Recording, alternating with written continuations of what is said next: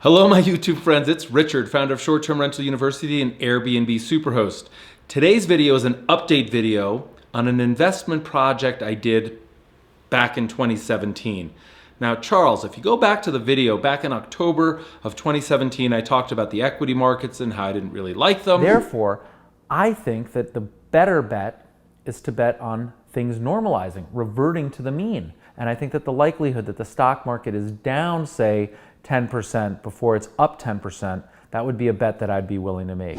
I talked about how I was going to do something that most people would think is super risky and invest money in short-term rentals, pre-construction, in a project, and I was going to sell equities where most people thought that was a safer investment. So here the common consensus was I was selling a safe investment and being super risky with it. And I went on the record in public on the YouTube channel and said, I view the world differently. I view staying long equities higher risk, and I view short-term rentals as a really interesting opportunity set. So fast forward, the project is complete. It came out beautiful. Here are the photos of what they look like. It's absolutely gorgeous. It's spectacular.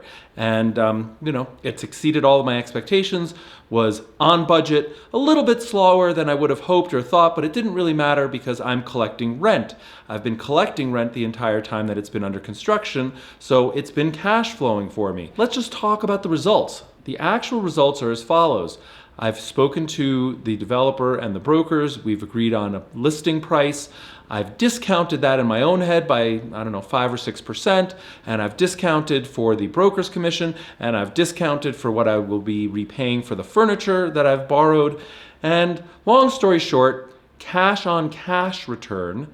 So what that means is I only put up 25% equity and I borrowed 75% equity, leveraged investment that I made. And the cash on cash return is going to be somewhere around 75% since we closed back almost December 1st, 2017, and today it's about February 15th.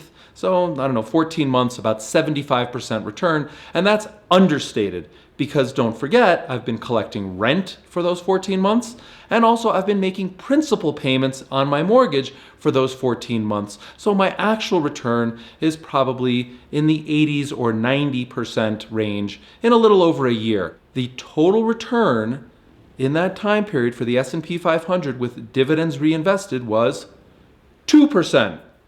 So I made what many people considered a risky investment. I considered it safe. It has generated 75 or 80% or more. Now it hasn't sold, so I'm a little bit ahead of myself here, but it's going to be sold, and I'm selling the one that I like least. I still have a second one, but I'm going to take a little bit of risk off the table, and I'm going to take a little bit of leverage off the table, and I'm cognizant that we're in the late innings, and so it's just a prudent thing to do. But think about that for a second. 80 some odd percent return versus 2% return. Want to know the two best things about it? One, it was an awful lot of fun doing this. Two, much more importantly, it's in my IRA, which means it's tax deferred, which means I'm not paying any taxes on that gain yet. I'm going to continue to compound off that new higher base for at least another 10 years or longer as I continue to reinvest my IRA in real estate and any other opportunities that I find. So just think about that for a second. Not only did I make 40 or 50 times more than being long the stock market, I also did it, in my opinion, with less risk. And I'm not paying any capital gains taxes on it at all, or income taxes. Tax deferral strategies are critical to compounding and to the rewards of compounding, and so this strategy has worked really well for me. Now, what are my challenge? My challenge is it's a really good problem to have. It's a very good problem to have. It's called reinvestment risk. Once I take this money back, what am I going to do with it? And I'll tell you right now, as a prior asset allocator, the world is quite complex and very challenging. I don't particularly like equities. I am thinking that the single-family home real estate market is either has topped out or will top out in the future. So one of the things I'm contemplating is what's riskier? Staying long this unit, just letting it ride, let the winners ride, or should I sell it and then have that first-class problem, which is what to do with the proceeds?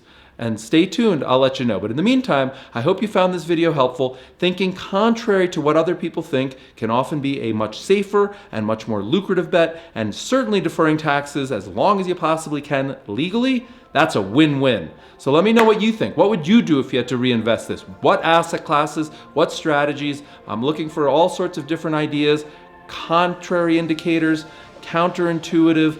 I'm looking for things where we create what is alpha. If you don't know what alpha means, I'm gonna film a video on it, so check it out. Go ahead and like the video, please, and subscribe to the channel. And stay strong, my friends.